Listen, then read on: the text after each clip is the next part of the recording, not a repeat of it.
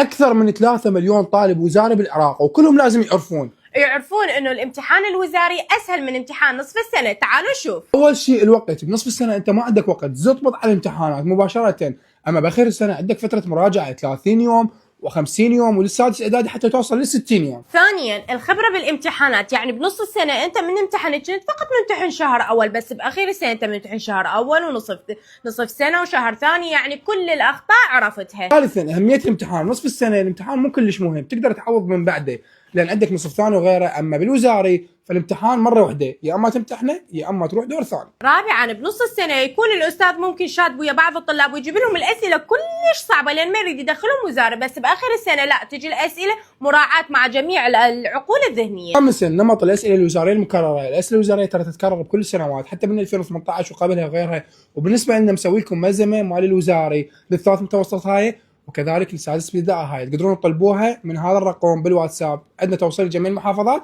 واسعارها جدا مناسبه.